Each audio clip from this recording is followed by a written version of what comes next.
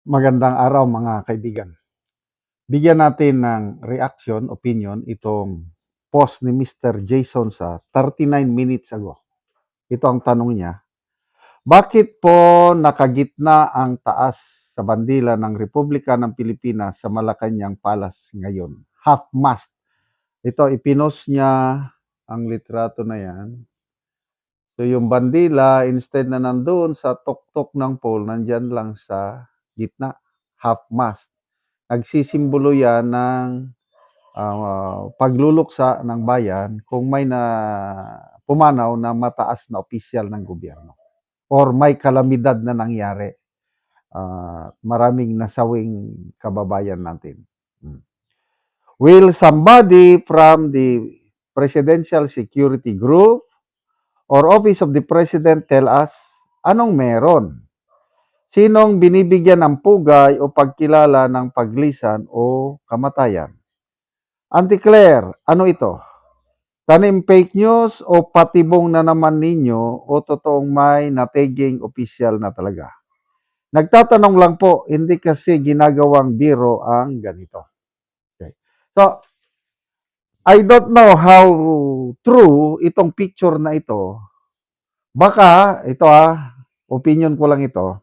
Naniniwala ko doon sa post ni Joey De Bibre na parang may nananadya na nagpapadala ng mga picture, mga post tungkol sa nangyayari sa Malacanang.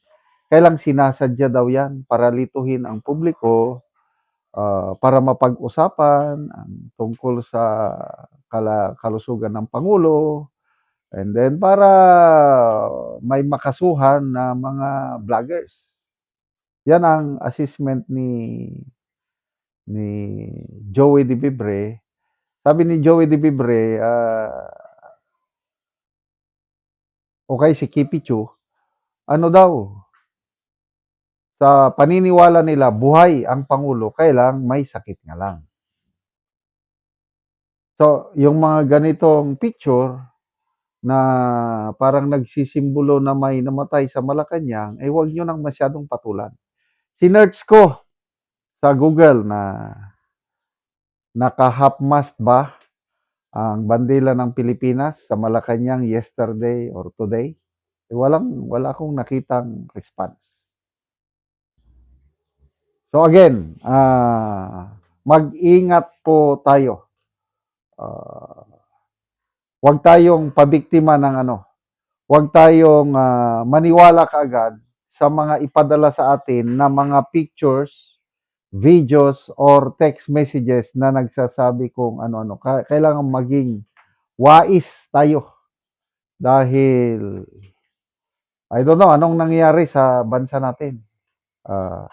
Kanina may nabasa akong post na ang Marcos Jr. administration through DICT and PCO sumulat na sa Meta or Facebook para aksyonan yung mga kumakalat na online fake news tungkol sa kalagayan ng bansa, kalusugan ng Pangulo, yung presyo ng langis, na puro misinformation, ano pa yung topic doon. Para maraming topic na parang nagbabala nga ang gobyerno na kung hindi aksyonan within a specified period of time, 7 to 10 days ata, mapipilitan ang gobyerno na mag-take ng legal action against regulatory action pala against sa Meta. Ano yun? Ang gobyerno pwede niyang ipasara ang operasyon ng Meta sa Pilipinas? Hindi ko alam. Kaya lang kung malala ko sa ano yun, Sri Lanka, bakit nagkaroon ng uprising doon? Kasi kinontrol ng gobyerno yung paggamit ng internet or social media. Parang pinagbawalan ang mga Sri Lankans, lalo na yung mga youth, nagagamit ng social media platforms. Nako, yun ang dahilan bakit nagalit ang mga taga Sri Lanka kaya protesta sila, violent protest na nagresulta sa pagpatalsik ng kanilang prime minister. na maraming namatay, may sinunog, kasama ata ang wife ng Prime Minister o dating Prime Minister nadamay. So, I don't know kung anong gagawin ng administrasyong ito kung hindi aksyonan ng Meta, Facebook ang kahilingan.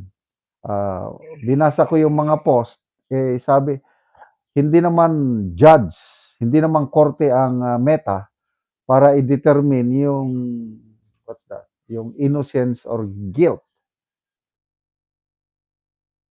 Kasi kung may mag-post, papaano, who will determine kung fake news o hindi yun? Trabaho ba yun ng Meta? So anyway, ito ngayon, labanan natin ang fake news. Ako, ayaw na ayaw ko yung mabiktima ng fake news. Kaya ayaw ko rin mag-post tungkol sa mga fake news. Kaya ito, nagko-comment lang ako dahil yung picture na yan, baka naman baka lang. Baka may nagpadala kay Mr. Jason sa ng picture ito para intentionally, para guluhin ang taong bayan na mag-isip, may namatay na taga Malacanang, bakit nakaapmas? O mag-speculate na naman tayo. Wag nyo nang patulan ito. Kung anong mangyari sa kanila, bahala na ang Diyos. Alam ko, naintindihan ko yung damdamin ng iba dyan na kung bakit, parang fans na fans sila ni Ma'am Cara David, yung wish ba na sana matigi. Kasi pakiramdam ng maraming taong bayan na ninakawan sila, kailangang managot sila. Kailang, sabi ng Panginoon, vengeance is mine. Kaya ako, wala lang, relax lang. Hintayin ko lang kung anong plano ng Diyos kasi ang buhay natin, hawak na ng Diyos ang buhay ng bawat isa. Kung kailan mag-end ang buhay ng bawat isa sa atin, nandun na sa ng Diyos. Kung kailan sila, kailan ako mamamatay, hawak na yan ng Diyos, hindi sa atin. Kaya wag na tayong mag-wish ng masama laban sa ating kapwa. Salamat mga kaibigan sa inyong pag-subaybay sa ating channel. Nakakatulong kayo ng malaki sa tribong Talanding ng Bukidnon dahil ang sweldo natin sa channel na ito is pantulong sa tribo. Namimigay tayo ng libreng yero at pako para makapagpatayo sila ng mas maayos na tirahan. Panoorin niyo ang video na ito. Natagaan na mo og yero. So mag-atop na ni siya karon.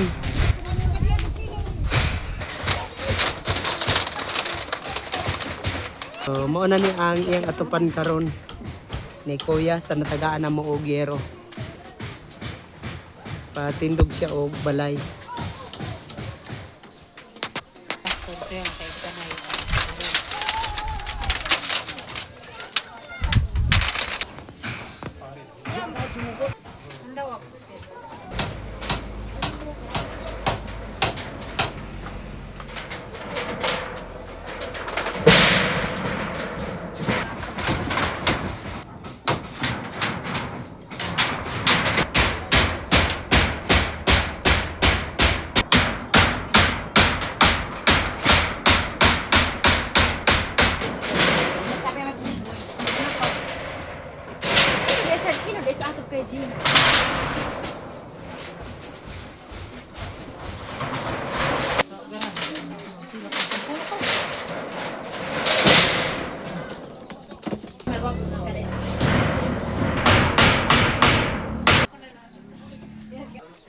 O karon humanag yun sa pag-atop ang among gihatag nga hero sumo na ni.